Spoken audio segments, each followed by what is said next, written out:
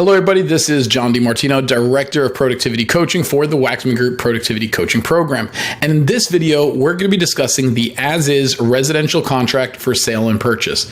Now, as of the date of the recording of this video, which is September 2023, this contract, this version of the contract, I should say, is the most accurate, most up-to-date, and most recently revised of the as-is contract. This is the FAR as-is 6X with the last revision date was July of 2023. So again, it's always important to make sure that you're using the most accurate, most recently updated of all the contracts when we're writing one. Okay, so when would we actually use this contract? Anytime that we have a buyer that found a property that they want to make an offer on, we're actually going to make the formal offer through here. So in here, we're going to put the preferred price that we're making an offer on. How much deposit? How much are we going to be financing? How long is the inspection period? When is the closing date? And any other terms or conditions or contingencies that's going to be built in as part of your offer. It's going to be done on this contract here, which is the formal offer to a seller to purchase their property. Okay, so without further ado, let's jump right into the contract. Again, this is a blank version of the contract, and I actually do have a prepared sample version that is going to have some, it's already been pre-filled out with some things, and I highlighted some of the key areas and key terms that we're going to have to make sure that we go over when we're writing the offer, when we're writing the contract. Okay, so again, the Florida FAR as-is 6X. So let's start from the top and then we'll go down page by page. So when it comes to parties, obviously we want to get the seller's and the buyer's contact information and the most accurate of the seller's contact information. The best place to go to to get this is by the tax records. So you can go into the MLS, you can click on the folio number, or you can go to the county property tax appraiser website and get the seller's official name. You'll not only find out the seller's name, but you'll find out more or less of what's going on with the property. Is it owned by one individual? Is it owned by two individuals? Multiple individuals? Is it owned by a corporation or an LLC? Or is it owned by a bank, right? Whoever the actual seller is, according to the tax records, that's who's going to be right up here on line 1. Now on line 2, this is going to be your buyer's name. If it's a husband and a wife and both parties are going to be on the contract, we're going to put both names on the contract. If it's going to be purchased in the name of an LLC or in the name of a corporation, we could put that name there as well. If it's going to be multiple people, let's say it's 3 people that's going to be purchasing the property, all 3 names should go on here, and all 3 of the potential buyers should sign and initial each of the pages of the contract. If you have any questions that are specific about unique circumstances of a buyer or a seller's name, reach out to the broker, reach out to your coach for advice of what is the actual names that we need to put in here. And it might sound a little redundant that we're spending so much time talking about the buyer and the seller's name, but you'll be surprised how many different scenarios that you're going to come across over the course of your career where it's not always as black and white as Sally and Sam buyer and Sally and Sam the seller and Brian buyer. Okay, so it is very important that we're getting into contract with the right people and the actual owners of the property. So as we move down to paragraph 1, by the way, these numbers along the left side is going to represent the line numbers. So if you hear me talk about paragraph 1, I'm talking about paragraph 1 property description, or paragraph 1A or subparagraph B. If you hear me say we're looking at line 15, I'm speaking about this paragraph right down here. So just a point of reference so you could follow along a little easier. Okay, so paragraph 1, we're going to go into the property description. So remember that a property has 2 addresses. They have their street address, which in this case is going to be 123 Main Street, Anytown, Florida. Zip code is 12345. The second address is actually the legal description. You're going to obtain that from your tax record. Go to the county tax record. Don't rely on what's in the MLS. All right. So to get it most accurate, most up to date is going directly to the county tax records to to get the official legal description for that property. Located in the county that your home is, that you're planning on purchasing, right? And what is the folio number or the property tax ID number? Again, you're going to get this from the tax record. Do not necessarily rely on the MLS. Some of the information that agents put in there might either be outdated or just flat out incorrect. Okay, so we want to make sure we're getting the most accurate information. As we scroll down to paragraph 1D, this is saying what else is included in the sale of the home. Now, remember, all fixtures and all appliances are considered to be part of the sale of the home. So the refrigerator is already part of the sale. The oven and the dishwasher is part of the sale. If it's any of the things that you already see here under personal property, okay, the appliances are already in the sale. But if it's anything outside of that, that is what we want to make sure we're putting in here. Identifying any of the personal property items that's going to be included in the purchase. If a home's being sold fully furnished, we're going to write fully furnished here. And sometimes, depending on what it is, we may even have to write a full inventory of what's there. If we want the place completely vacated when we purchase the property, but I want that piano that's in there, all right, we're going to include that in this line. The safe bet to do is write all per MLS and then put the MLS number there. I would also strongly recommend that when you do write an offer, you take a full picture or print out the entire MLS record, including the photos. That way, if they go back and say, well, this was not a stainless steel refrigerator when we closed, we can always go back and say, well, it was originally sold as a stainless steel appliances. Here's the picture and everything that's going to back it up. Remember, agents can go back and change things after the fact. We just want to make sure we're covering all of our bases. Okay, so now if there's anything that's specifically excluded from the purchase, that's where we're going to write it here in paragraph 1E on line 24. So for some reason, everyone always, anytime they see a piano, even if they play the piano or don't play the piano, they seem to always ask, is the piano included? All right. Sometimes the seller might turn around and say, yeah, you're going to get it exactly like this, except that chandelier in the main foyer is not going to transfer. This is not going to convey with the sale. And as long as it's understood and agreed on by everybody, that's perfectly fine. The way we do that is putting that here on the following items are excluded from the purchase. You put that personal property that is not going to be included in there. Okay, so let's scroll down to paragraph 2. So this is where we're talking about all of the numbers, specific numbers for the property. How much are we actually making an offer for? In this case, we're going to say that the offer is $300,000. So we're going to write the total purchase price over on line 27. Now, as far as for a deposit, in order for the seller to take the home off the market, we want the seller is going to want to make sure that there's a deposit that's going to be held in good faith or earnest money in an escrow account to hold as security for performance of the buyer during the terms of the contract. Ideally, you're looking at 3 to 5%. If it's a 3 to 5% of the purchase price, all right. Usually, I don't go any less. I don't usually write offers any less than 2%, and I usually don't accept any offers less than 2% for as a deposit. Now, they have two options. They can either put $30,000 up front as an initial deposit, or they can do $15,000 and then $15,000 additional deposit after the inspection period, if that's what you want to do. If they don't want to do that, they just want to write one deposit, that's perfectly fine as well. Just know that the more money you put in as an initial deposit, it shows better to the seller that you have enough skin in the game. In this case, this buyer has 15,000 reasons in order to make sure that they are going to perform every step that they said that they were going to of the contract and make it all the way to closing. So now, as far as with the deposit, you have two different options. You can say a deposit has already been made, meaning in that case, you're going to check option 1, saying that it accompanies the offer, or option 2, which says it will be made within 3 days. If you leave it blank, it's going to default to 3 days. Okay. But this is the one I usually check. The buyer doesn't have to write a check for $15,000 until 3 days after the effective date. That's the last day that both parties have signed the contract and everyone has a copy of it. Okay. So, the deposit will be made within 3 days, $15,000 initial deposit, and that's going to be held in an escrow account by, in this case, we putting Title Alliance Professionals of Florida.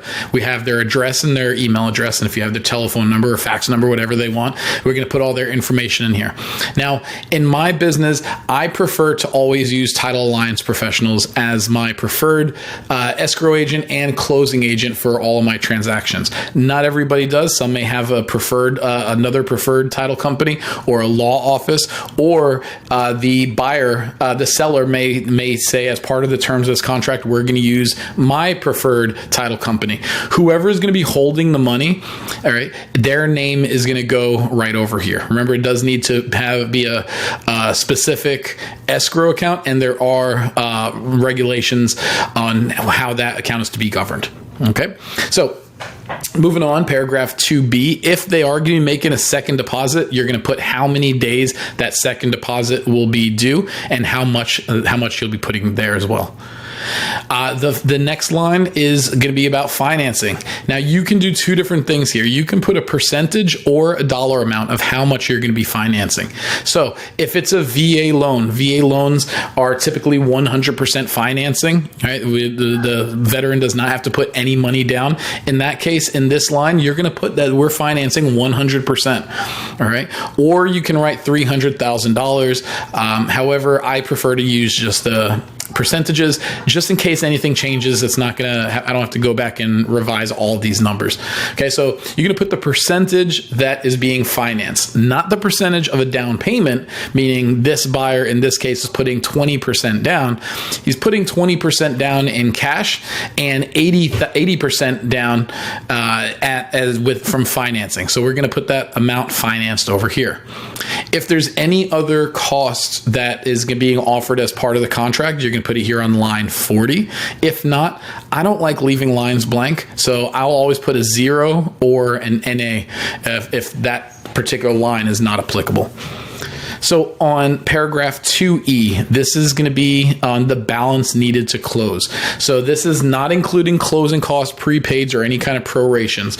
So the buyer is putting buying the house for $300,000. They're financing 80%. They've already made a deposit of $15,000. That leaves a balance of $45,000 to close. So that's what you would put on that line, the amount needed to close. Or another thing you can do is just write the word balance, because if we write the offer and they come back and say 305, well, then this number is going to change, and so is the amount of the financing and so forth. That's why I like using the percentages over here for amount financed, and I prefer to write the entire word balance over on line 41. But that's going to basically say what's the purchase price and the breakdown of the purchase price and how it's going to be paid. Paragraph 3 is the time for acceptance of the offer. So we're writing the offer today on, let's say, on Monday. All right. By when does the seller have where to make a decision before this contract expires? Typically, I like to do 24 to 48 hours. I try not to make it be much longer than 2 or 3 days, because I don't want the seller, to start shopping my offer around to get a better terms or better price anywhere else. If I'm making a very, very aggressive offer, I will put a specific date and specific time in here. I might even turn around and say, you have till tomorrow at 9 a.m. or tomorrow at noon to make a decision on this. Otherwise, they're going to have until the day that you put down there, midnight or 11:59 of that day that you put in there. Okay. Again, if there's any counter offers, we write an offer on Monday, they come back and counter us on Tuesday. Every time they do a counter, the time for acceptance of that counter offer is going to be 2 days after the counter offer is delivered. It also goes into explaining what the effective date is. Remember, the effective date, all the deadlines and all the dates go based off of the effective date. So the effective date of this contract shall be the date when the last of the buyer or the seller has signed and initialed and delivered the offer or final counteroffer to the other party. Okay?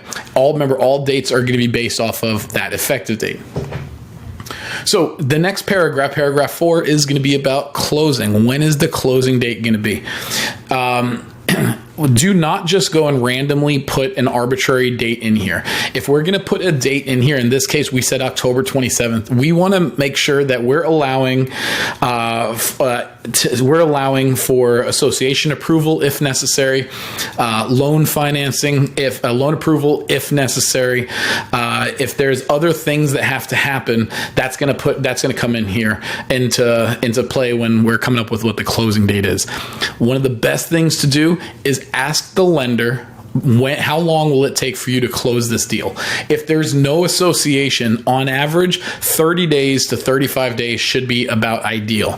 If we're looking at an association, remember, associations have 30 to 35 days in order to make a decision, and sometimes the buyer doesn't even apply for the association until 5 or 7 days later.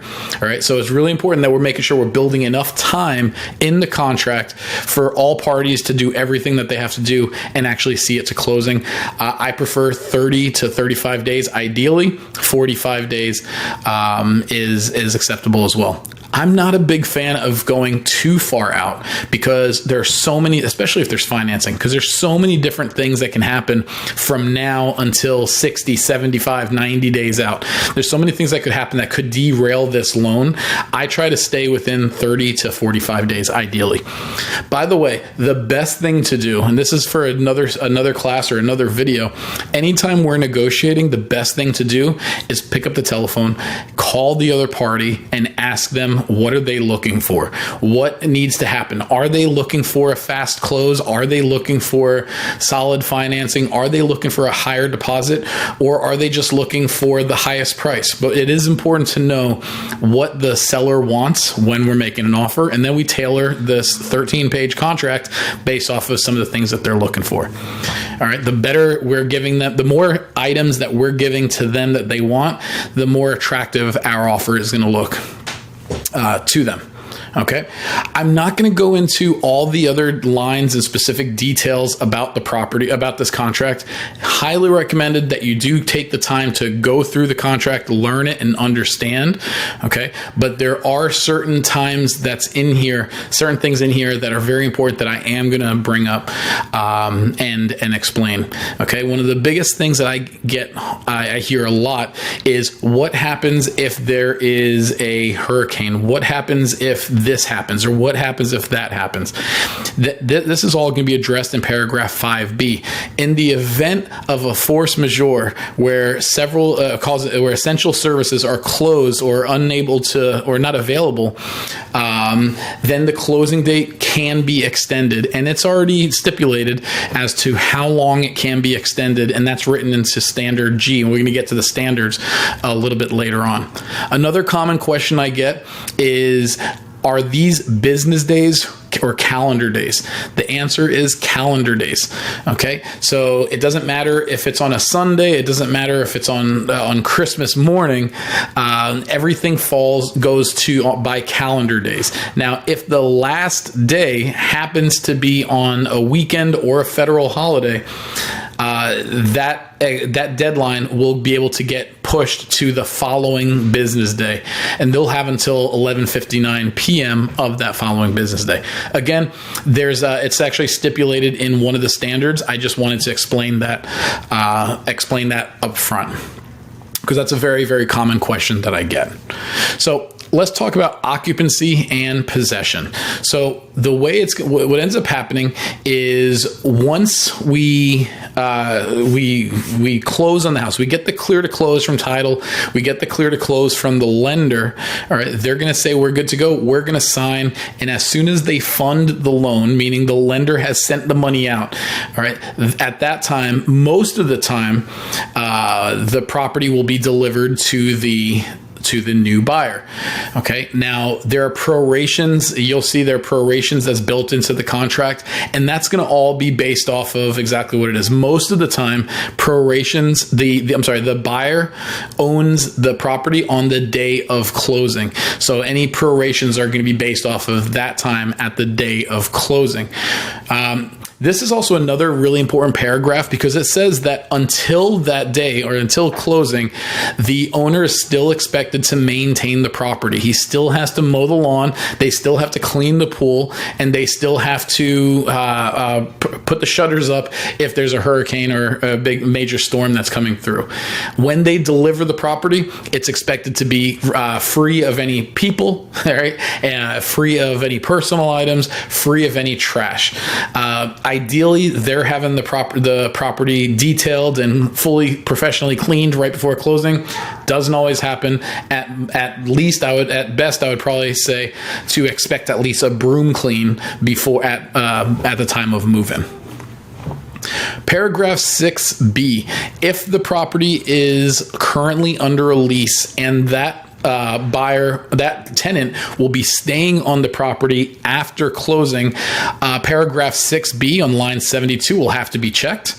Okay. And there's also terms in there as well. If that's the case, we're asking for the seller to provide the buyer with a copy of the lease so that they can decide if they want to pursue the lease or pursue this property while this tenant is still in the property.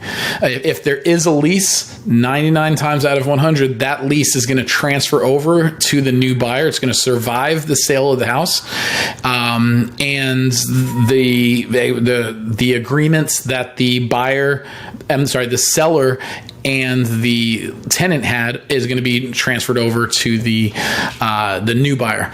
Any deposits that's made, security deposit, rent, prepaid rents, that's going to have to be accounted for, and that's going to be transferred over or credited to the buyer on the closing statement and the settlement statement. Again, this is a special circumstance, and if this applies to the contract that you're writing up right now, contact your broker, contact your coach for specific details about what to do if the property is going to be subject to occupancy after closing. So now let's go to assignability. This is a line that a paragraph of the contract that a lot of people don't really understand. And while you see a lot of assigning of contracts in investment properties and wholesales, this is basically saying that the buyer that is purchasing the property, right, they have the opportunity, if they select may assign, the buyer has the ability and the opportunity to assign this accepted contract to somebody else. I may go under contract with you. However, we stipulated that I may assign this to somebody else, and then I'm going to assign this contract to another buyer. That buyer will then be the one that's going to see the rest of the deal all the way to close. Now, there's three different options in here. The buyer may assign and be released from any further liability of the contract, or the buyer may assign but not be released from any liability of the contract, meaning if I assign this contract to somebody else and then they do not perform the contract as agreed, yes, he's liable, but so am I, because I was the one that was originally the original buyer that assigned the deal. What I do is, on my contracts, I usually always say may not assign this contract. By the way, if you don't check either one, the buyer may not assign the contract. If I'm representing the seller and I receive this contract, I always want to make sure that may not assign this contract is checked. If I'm getting into a contract or into negotiations or an agreement with this particular buyer, I want to make sure that that particular buyer is the one that's going to be there at the closing table with me. But if you're having specific circumstances where it's an investor or someone that's doing wholesales or assigning contracts, speak to your coach, speak to your broker to make sure we're doing checking the appropriate box. Okay, now let's go into financing. We're purchasing a property for $300,000 in this example. We want to talk about how they're going to actually come up with the money for that $300,000. So they have a couple options here. The first option is it's cash. All right. It doesn't mean that the buyer necessarily is going to come with a briefcase and open up the briefcase at the closing table and there's going to be a bunch of $100 bills in there. All right. The money is going to be all transferred over via wire from the buyer's bank to the title company, and the title company will then wire the money to the seller's bank account. Okay, that's if it's a cash transaction. If there's a cash transaction, there is no financing contingency. That means it doesn't matter about a lender approving the loan. It doesn't matter about an appraisal. It doesn't matter about any kind of financing or interest rates, because this is a cash offer. Now, it is possible to write a cash offer and still try to obtain financing. It's very risky to do that, and I've seen it happen many times. However, know this, that if we do mark that this is a cash transaction and no financing contingency, if the property does not appraise, it doesn't matter. If he can't get the loan, it doesn't matter, because we said there's no financing contingency in here. Okay. So let's say that it's not going to be a cash transaction. They are going to require some kind of financing. We are working with the lender. We're going to check option B. All right. This contract is contingent. This is the financing contingency. So this contract is contingent within blank number of days after the effective date that they're going to receive the loan approval. If left blank, this is going to be 30 days. Now, I want you to speak to your lenders and ask them, how long do you think it would take to get you loan approval? All right. Loan approval doesn't mean that you're 100% getting this loan and you're closing on this deal. This just means by this date that you have satisfied all the requirements, and barring anything super, super unforeseen, you're able to get this loan on this property.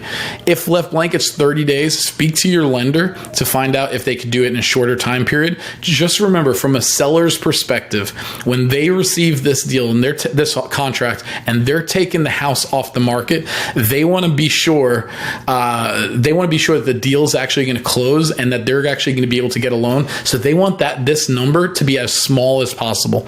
All right. I usually put in 20 days because I know that my lender, unless there's anything unforeseen, can usually get a loan approval within 20 days. But again, speak to your lender. So now the next paragraph is going to go into the type of financing. If it's conventional, if it's FHA, or if it's VA. If it is VA or FHA, just remember there's a separate addendum that's going to have to be added to this contract. But if it's conventional, we're going to check that here as well. The next thing we're going to put in here is the terms of the contract. So we're saying within 20 days that we're going to get a loan approval for a conventional loan at a fixed interest rate, not to exceed market rate of not market interest rate. In the time that we're in right now, interest rates are fluctuating and they're rising pretty high. Okay, but I like to put in the term market here, because if we write the contract today, but in 17 days from now the Fed goes up or the Fed goes down on interest rates, I don't want to have to go back and change everything. So I want to make sure we're saying an initial interest rate not to exceed the local market or the prevailing rate based on the buyer's credit worthiness. I put on here for a term of 30 years. This is going to be a 30-year fixed rate conventional loan.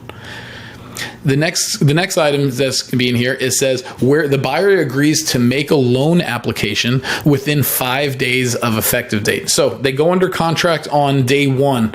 By day 5, they have to have already submitted their application to the lender in order to stay compliant with the terms of this contract. Remember, it does take a long time. It might take 15, 20, 25, 35 days in order to get a loan approval. We need to make sure we're getting that ball rolling as early as possible. If your buyer decides to not file their loan application until after the inspection period, just know that technically, according to the terms of this contract, your buyer may be in default and their initial deposit may be in jeopardy. Okay. Again, it's very important to make sure that you understand this contract and you're following all of the terms that you're agreeing to. The buyer shall, upon written request, keep the seller and the broker fully informed of the status of the mortgage loan application. So be a good steward of real estate. And if you're working on a transaction, I like to let the lender, the co-op agent, the listing agent know when we hit certain deadlines. Hey, everything was already submitted. Hey, the appraisal was already ordered. We received loan approval. Appraisal came back. Just keep them up to date with what's going on, because they're going to be going back to their seller and letting them know exactly where we stand as well. I like to keep them up to date so that way they're not kept wondering what's going on with this guy's loan. Are they getting the loan? Are they not getting the loan? And so forth. Okay. Now, if the loan, if for some reason the buyer is unable to get loan approval during the time period that we initially said, and after they've been using good faith and doing their diligent effort in order to get the approval, the buyer may terminate the contract by delivering written notice prior to the expiration of the loan approval period. So what does that mean? If we said we were going to wait, we're expected to get loan approval within 20 days. And on day 18, the lender comes back and said, hey, you know what? Based on his finances, we need another 5 to 8 more days of underwriting and additional documentation before we can make that decision. All right. Then the buyer has a couple different options. The first option is they can request to the seller to extend the loan approval time frame. They may say, I might need another 8 days. All right. Or they might say, let's go ahead and terminate the deal. Let's cancel the deal because I didn't get my loan approval within 20 days. They can cancel the contract, release from any future liability of the contract, and get their deposit refunded back to them. Now, the third option is if they don't do anything. This is if they know that they did not receive loan application because they still need a few more days and they choose to not tell the seller what's going on. So this is addressed right over here. So if the buyer fails to timely deliver notice to the seller, then the buyer shall proceed forward as if the loan approval did happen. So it's very important that we're communicating with the listing agent throughout all of the terms of the contract, and that we're letting them know what's going on. We're keeping them abreast of deadlines. We're keeping them abreast of every time that we checked off something on the checklist for contract to close. Okay. Let's skip down to assumption of mortgages or purchase money orders or seller financing. If that's the case, I'm not going to address it too much in this video. If they're planning on assuming the loan or doing seller financing, contact your coach, contact your broker. We may need to get an attorney involved to specify the terms, the financing terms of the seller financing. So that's a special circumstance. If that's the case, go ahead and reach out to your coach and for further guidance on that. Okay, so now let's talk about closing costs, fees, and charges. So another common question buyers want to know is, well, how much are my closing costs how much are they going to be? And the truth is, we kind of don't really have an answer yet, because there's a lot of different things that could happen from now up until closing. And every week as we go through the contract to close process, we're truing up and we're getting more accurate numbers of what our exact closing costs are going to be. And the title company or the closing agent is going to keep you abreast of what your expected closing costs can be. Okay. they might send over what's called a preliminary settlement statement. This is saying, based on what we know, here's an estimate of what you can expect to pay for closing costs. As we get a little further closer towards the closing date, those numbers will be trued up. And a few days before closing, the closing agent should be giving a full settlement statement that's much more accurate, much more updated, and saying specifically, this is exactly how much to the penny, how much money you need to bring to the closing table in order for this deal to happen. So that's the specific numbers. Now, there are certain fees that the buyer pays for, and there are certain fees that the seller pays for. And that's dictated, that's dictated over here in paragraph 9A and paragraph 9B. If anything's going to be veering from this, okay, where it's going to be special circumstance, we're going to cross through, we're going to notify our coach, we're going to put it in paragraph 20 for additional terms. If not, we're leaving it like this. This contract was already written and approved by the Florida Bar and the Florida Association of Realtors. I'm not trying to change anything if we don't actually have to change it. If we're adding anything to it, like in this case, I put on here a transaction coordinator fee that the buyer is paying for. We have to disclose that. So I'm going to write that into line 154, that the buyer also agrees to be paying a $395 transaction coordinator fee. Sometimes, and I've seen where buyer's agent will write a contract and they're going to put the buyer's agent commission or the seller's agent commission over here. This has nothing to do with the commission. This is not a deal between agent and agent. This is a deal between buyer and seller. The commission agreement was based off of the listing agreement that the owner has with the listing agent. Okay, so what are my closing costs, you may say? Well, this is what you're going to be paying for as a seller. This is what you're going to be paying for as a buyer. We can give you an estimate, but we can't give you firm, true numbers until we get a little closer towards closing. Okay, so let's talk about title. So when there's financing, the buyer has 15 days prior to closing to get a title insurance commitment from a title carrier. If it's a cash deal, then it's 5 days prior to closing that they need to get the title commitment. Now, the title part of the contract to close, the title company is going to be running a title search. They're going to be running a lien search. They're going to be seeing, is there anything that can encumber the loan? And if they do see anything, they're going to try to get this resolved prior to closing.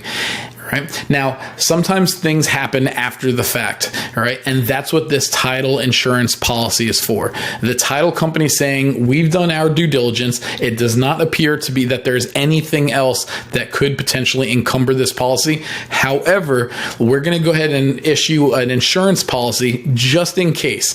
Now, who does that insurance policy protect? Well, it protects the owner, the new buyer, the new owner, but it also protects the lender, if in case someone comes back and says, I own a portion of that property as well. So there's actually two insurance policies that's going to be written, one for the owner and one for the lender.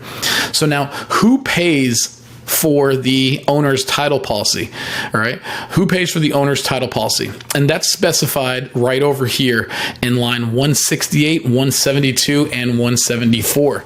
So typically, whoever picks the title company is the one who pays for the title insurance policy. I like to say whoever picks pays. So in this case, in option 1, this is saying that the seller will pick the closing agent and the seller will pay for the owner's policy. Okay, and the buyer will pay for the lender policy. The buyer always pays their own lender policy, but we're talking about who pays for the owner's title policy.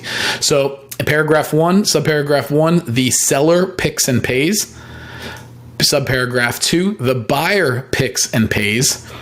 And subparagraph 3 says the buyer picks and pays. However, the seller pays for the lien search, the municipal lien search.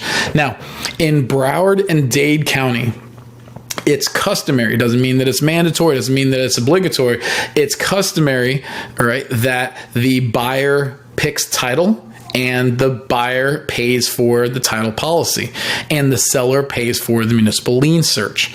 Okay, so that is customary. In Palm Beach County and most of the rest of the state, the seller customarily picks and pays. If this is the case for you, if you're writing a property over in Palm Beach, or even if it's in Broward County where the seller is saying, no, we're picking and selecting the title company, not a problem. We can check item 1. If not, item 3 is perfectly fine for Miami-Dade and Broward County. Someone asked me recently, well, we're writing an offer over in Lee County. It's a seller picks and pays. Do I still check the Miami-Dade regional provision? And the answer to that is, if it's negotiated and you guys both agree to that, then yes, right? You can do the Miami-Dade regional provision because buyer picks and pays, all right? Or you can check option 2 that the buyer picks and pays, all right? However, the lien search would also be covered by the buyer if you use option 2. Seller picks and pays, buyer picks and pays, buyer picks and pays the municipal lien search as well. Okay. The survey. So during the contract to close process, a survey will be administered on the property. That's going to be required by the title company. What a survey is, this is where they put the little pink flags on their property, and they do a drawing of where does your property line start and where does your property line end. A buyer is going to need this anytime they go to have a fence installed, anytime they're having trees put in or trees taken out. We want to find out whose fence is that. They're going to go back to the survey just to see who actually is the owner of where that fence is going to be lying. Or if you're installing a fence, making sure that we're installing it on our property. Okay. Home warranty. This is if you're going to be including a home warranty, who's paying for it, the buyer, the seller, or if it's not applicable, then we're going to put that here as well. So let's talk about special assessments. So when we talk about special assessments for the purposes of this contract, this is referring to municipal or public body assessments. This is the city of whatever town that you're in decides that they're going to put redo a water line down this entire community, and every homeowner here is going to pay $10,000 each. That's a municipal assessment. This has nothing to do with a condominium association or a homeowner association. That's a different assessment, and that's going to be put onto on a different addendum. That's not going to be part of this. However, this is special assessments for a public body. Again, that's a municipal public body that levied that assessment. So now, we have to ask, if an assessment exists, okay, does the seller pay for it in full at the time of closing, or does the seller pay installments up until closing, and then the buyer picks up the prorated installments until at that point moving forward? It's really whatever you negotiate. For my business, I prefer to put that the seller shall pay an assessment in full at time of closing. Trust me, we will find out if there is an assessment. When we put that there, if there's an assessment, the seller will may come back and say, yes, we'll pay it in full, or no, we'll pay it up until closing. So, but I do like to put option B, which is seller shall pay assessment in full prior to or at the time of closing. Again, homeowner associations, condominium associations, those assessments is going to be addressed on the condo or the HOA rider. That will be covered another time. Okay, so now let's talk about disclosures, because the next few paragraphs are going to be based off of some pretty standard disclosures. All right. And I'm not going to be going through every single one of these, and I may just go over and touch on some of the most important ones. Things like radon gas, that's naturally occurring. Mold is naturally occurring. Lead-based paint, that existed in homes that were built prior to 1978.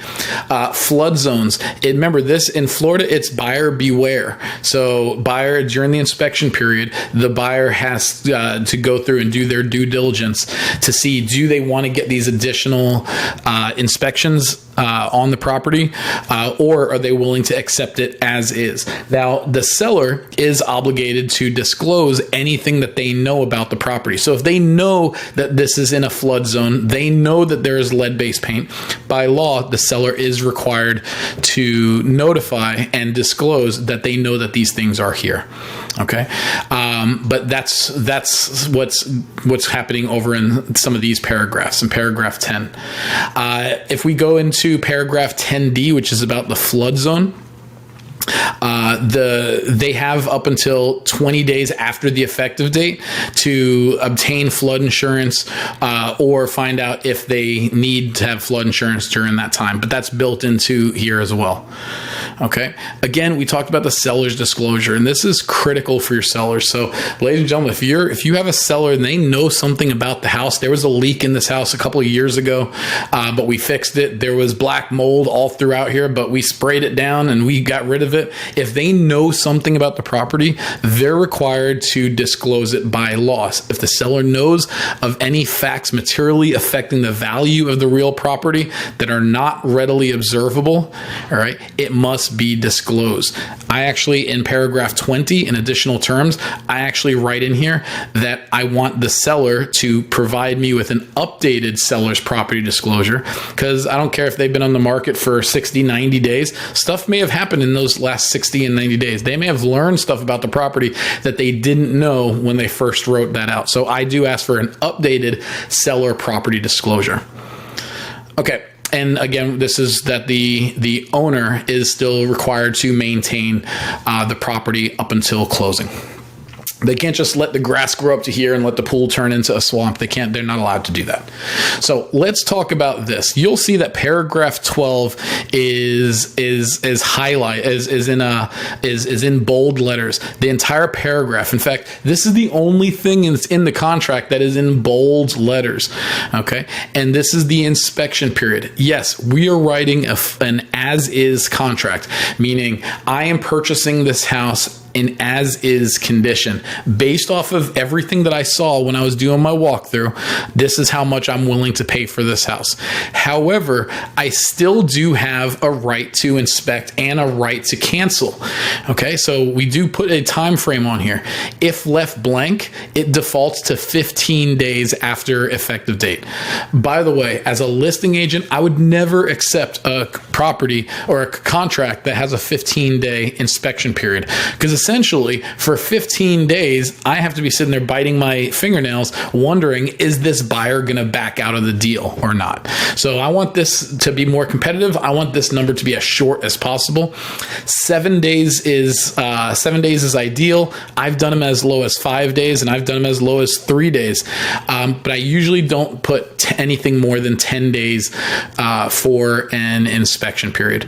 So let's talk about the inspection period. During that time, during those 7 days is what we wrote here, the seller at their expense can do whatever inspections they want. If they want to do the lead-based paint, they want to do flood, they want to do radon and elevation, they can do whatever that they want during this time. They could drive through the area at night and say, I don't like this area at nighttime. It's a little further than my job than I expected, whatever.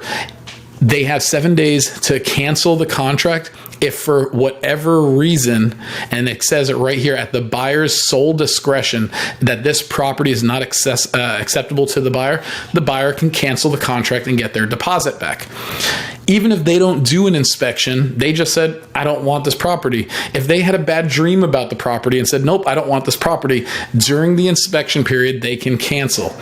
After the inspection period, though, they cannot just arbitrarily or unilaterally cancel this contract without their deposit being at risk. Now, there are other fail-safes built in, like if they can't get the loan or if there's something encumbering the property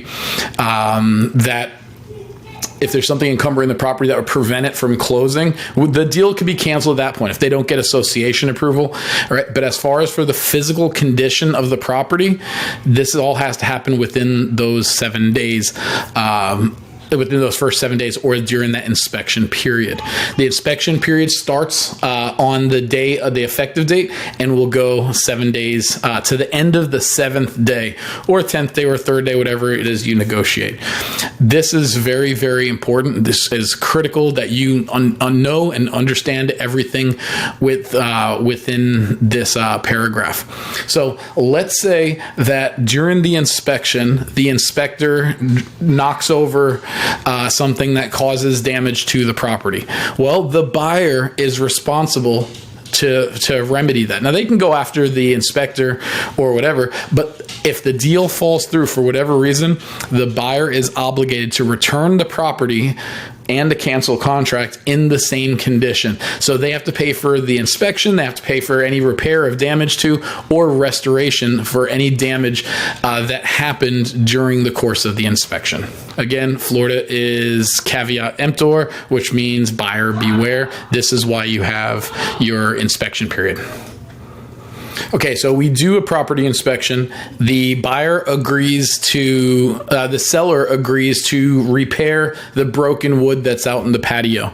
Okay, now paragraph 12B is going to explain what to do, what happens there.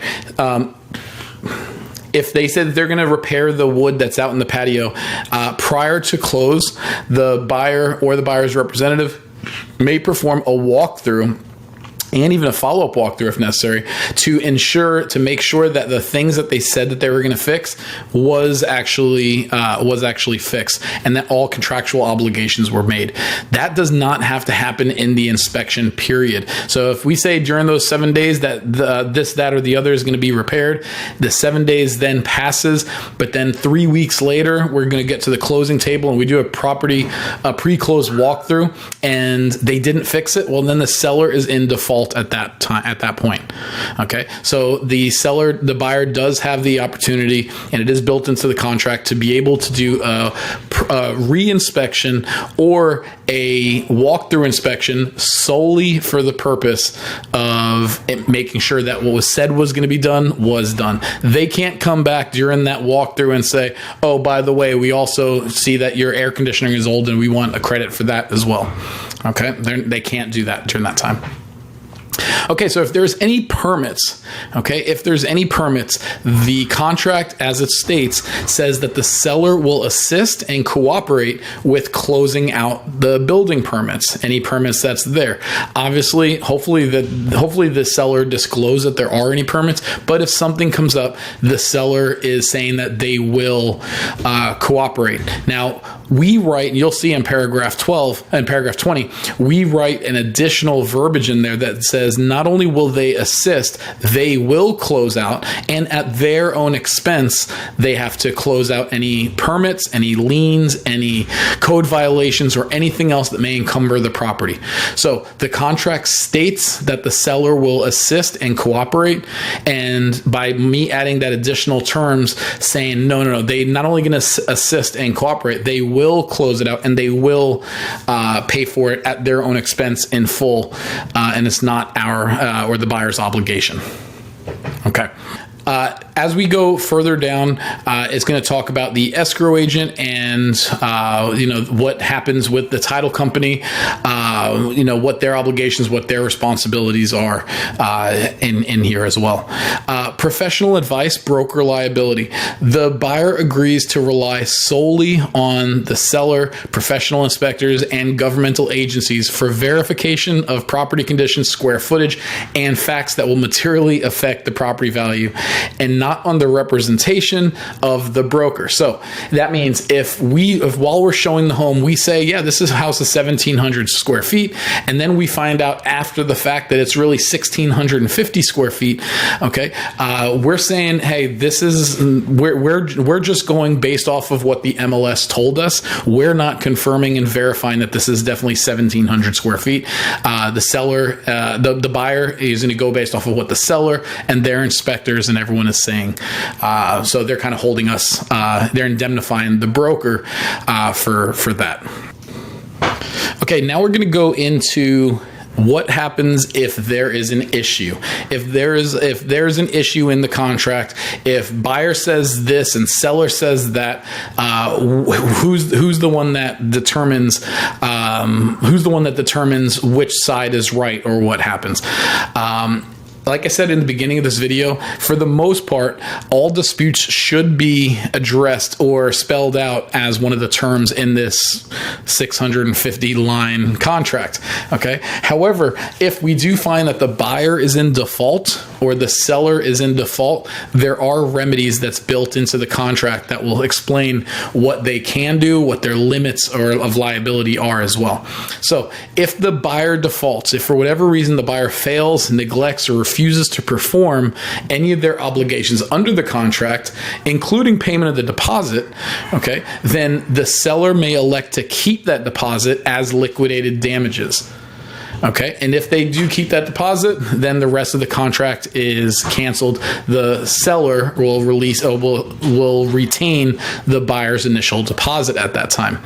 Okay, now if the seller defaults, if for any reason other than the seller to make the seller's title marketable, meaning that to clean up any of the clouds or encumbrances on the title, if the seller fails or refuses to perform any of their obligations, all right, then the buyer may cancel the contract and have their deposit refunded back to them. They may also go after them after for any further damages. Obviously, that would have to be in a civil court, but they're able to go after them for damages. There is no limit on here that says what specific damages, what damages are. But so that's going to obviously have to go into a mediator, arbitration, or into a court. At the end of the day, we all are trying to make sure that we want to negotiate the best term possible for our buyer and for the sellers. All right. So we want to make sure we're negotiating anything. If we can resolve something or settle something before it goes to that next level of dispute resolution, by all means, let's go ahead and try to do so. It also explains if there is an unresolved claim or unresolved controversy, then what do we do? Well, the buyer and the seller will have 10 days after that date. We call that conflicting demands. The seller saying, I want to keep your deposit. The buyer saying, no, you're not. I want my deposit back. That's conflicting demands. Well, the next two paragraphs are going to explain what's going to happen from there. Okay, and where the money comes, who gets to settle that money, and who gets to settle that dispute. Now, anyone that does go to mediation or arbitration or even goes to court, all parties are going to pay for their own attorneys. If they go to mediation, the parties are going to split equally any of the fees. But for the most part, you pay your own attorney costs. That's built into this contract as well. The next several pages, all right, and the next several paragraphs is what we refer to as standards. This is standards for the real estate transaction. This is going to really stipulate a lot of the details and spell out what happens if this happens. If we want this to happen, but this happens, this is what you do. This is what the standards are. Most of this is all boilerplate lawyer speak. It's good to go through this and understand the concept of each of these paragraphs. But again, you're not expected to know every line of this paragraph, but you are expected to understand the essence of it. Speaking of essence, line 432, time is of the essence of this contract. Calendar days. Calendar days is what we're going to use to compute time periods. Someone once said to me, well, Sundays don't count. Well, someone said, well, holidays don't count. Well, you know what? We're going by calendar days. It doesn't matter what's happening locally. We go by calendar days. Okay, that's what this is right here. But again, this is also in bold. Time is of the essence. If a contract says that this term expires or this contingency expires at 11:59 on Thursday, all right, it expires at 11:59 on Thursday. Time is of the essence. Sometimes we might have to remind our buyer or remind our seller that time is of the essence here. Okay, I'm not going to go through the rest of these standards. Like I said, this doesn't explain what the prorations are. The buyer typically owns the property on the day of closing, all right, and the title company will handle all the prorations from there. We're going to continue scrolling down to paragraph 19. So paragraph 19, again, like I said, this is a 13-page contract. Now, if there are any other addenda that we're going to be attaching to this contract, okay, we have to identify which addenda or which additional terms will go into as going to be made as part of this contract. So I highlighted a couple here. If it's in an association, a condominium association or a homeowners association, we have to attach those addenda as part of this contract. And it's this as it stands right now. If we check this for condominium rider and we don't attach the condominium rider, okay, it is an incomplete contract, because we said this page A, addenda A, is going to be part of the contract, and if we didn't sign it, we don't have a fully executed contract. Your effective day will start once everyone has the entire full contract. So if there's an association, homeowner, or condo, we need to attach that one right there. If there's a VA or FHA financing, we need to make sure we're putting that in over here. Same thing if it's a short sale. If the home was built prior to 1978, it doesn't mean 1978, but prior to, so 1977 and older, then we do require a lead-based paint disclosure. If it's a 55-plus community or an age-restricted community, housing for older persons, we refer to this as HOPA.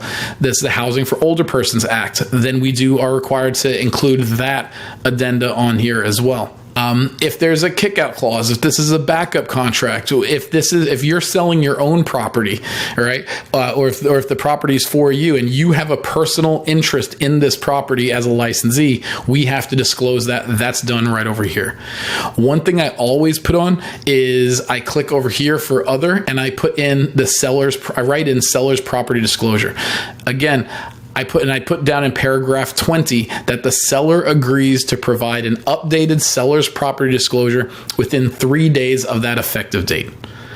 Okay, so I make that as part of the contract.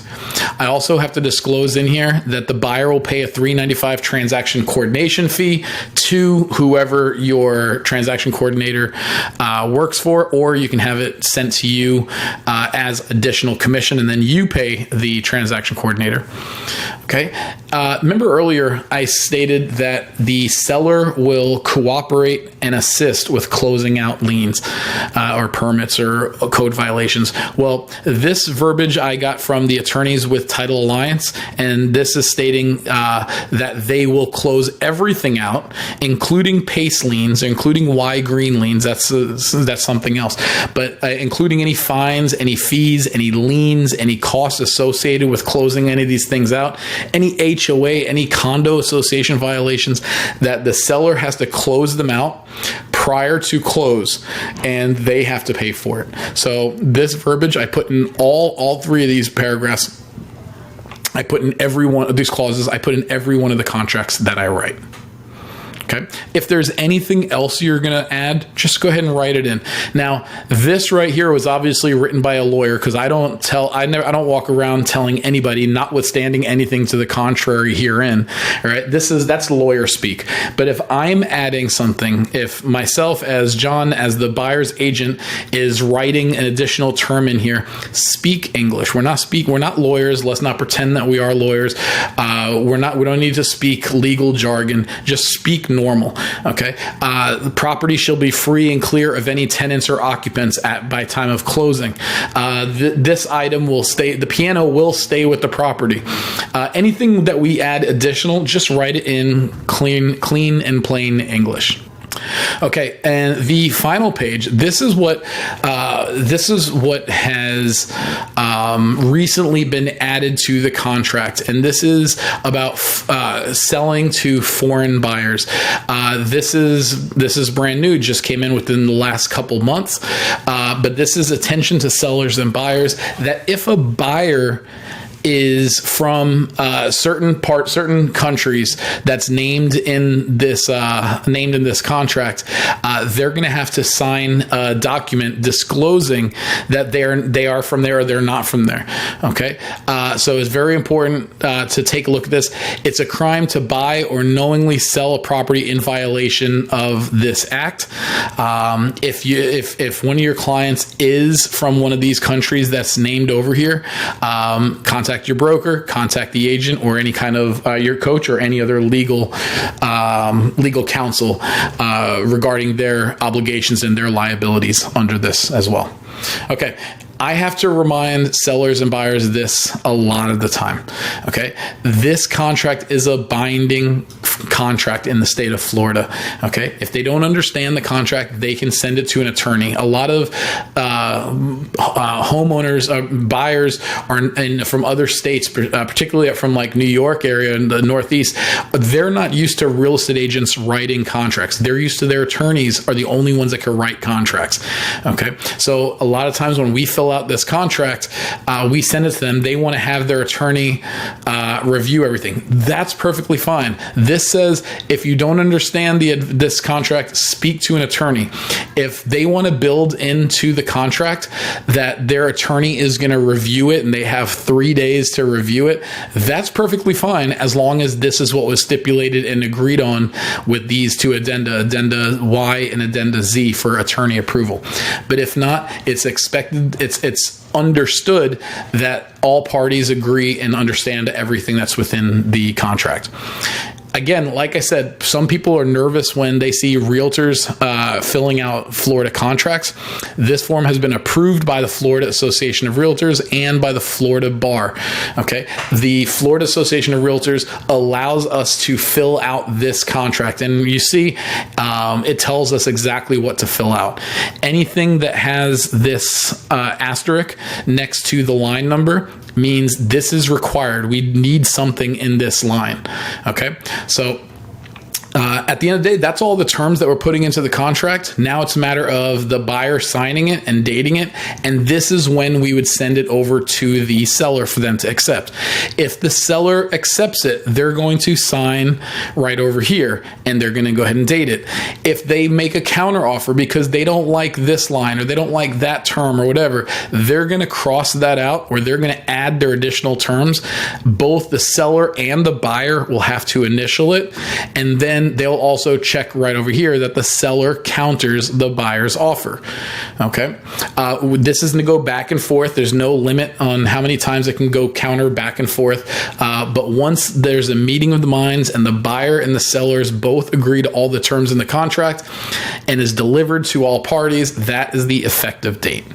Okay, so at the very end, we want to make sure we're putting the buyer's mailing address. This is just for notice or purposes of notice. The seller's mailing address, not the property address, but it says property here, but most of the time the property address is their mailing address, but we want to double check that. Cooperating agent, and that's going to be you, and the listing agent's name and cooperating broker, or the listing broker as well. Now, I've seen people, I told you earlier, I've seen where any agent right next to it says 3%, or now they're trying to renegotiate their commission in this contract. This is not the place for that. This has nothing to do with our commission. Okay. Other than that, as your coach, what I would highly recommend that you become super fully familiar with all the terms of this contract, everything that this contract entails, that you understand the essence of all the paragraphs in here, so that when your client asks you what is included, what is not included, what happens if, you can answer them in the form of a paragraph rather than just saying, I don't know, or giving them a very, very short answer. Okay. Another thing I would recommend is write out the contract. You can always send the contracts over to your broker. You can send it over to your coach for them to review it, to see if there's anything, just another set of eyes looking over the contract to see if there's anything that needs to be changed, or if it looks good to go and we can send it out from here. Okay. That's it. That's the as-is residential contract for sale and purchase. I know this is a long video, but this is a super, super important contract to make sure you understand. If you have any questions, please reach out to myself, John DiMartino. Reach out to your coach, reach out to the broker, or ask somebody else for assistance. It's very important that you understand this contract and you can know how to explain it to your clients. Thank you very much. Make it a great day, everyone.